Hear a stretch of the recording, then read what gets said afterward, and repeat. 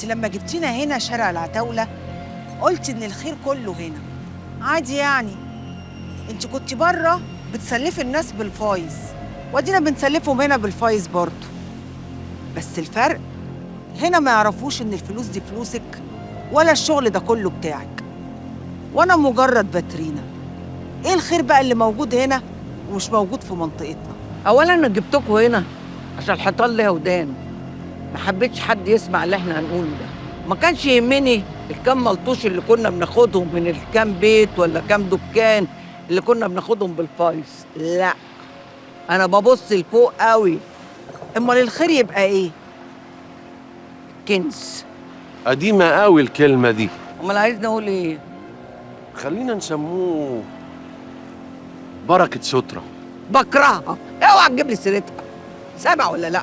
ما عرفتش اخد حقي منها قبل ما تموت، هاخده دلوقتي من ولادها، من احفادها، من اي حد يقرب لها. انا مش فاهمه حاجه خالص.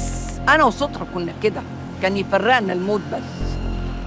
كنا بنسرق سلسله، غويشه، حاله، محفظه، شنطه، لكن الهبشه الكبيره لما تلايمنا عليها لهفتها وراحت ملبساني الغوشتين الحلوين وودتني على سجن الحضره. لما طلعت من السجن قلت ادور عليها، سالت واتقصت، عرفت ان هي في المستشفى بين الحياه والموت. رحت لها على هناك، وفي خطرفة الموت عرفت ان الكنز تحت بيت العتاوله. عشان كده جيت هنا، جيت اخد حقي اللي ما خدتوش منها وماتت، اخده دلوقتي. دماغ الماظ يا اداره، بس الكنز ده هنوصل له امتى؟ ادي احنا قاعدين جنبه، اول ما نلاقيه نهبش حقنا وناخد بعضنا ونمشي. أنا عندي بس سؤال محيرني يا دارة. ايه السؤال اللي محيرك؟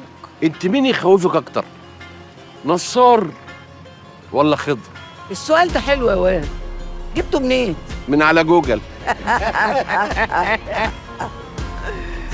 لو نصار لوحده وخضر لوحده ما يخوفونيش، لكن لما يتلموا على بعض يبقوا جامدين. لا، هيبقوا العتاولة.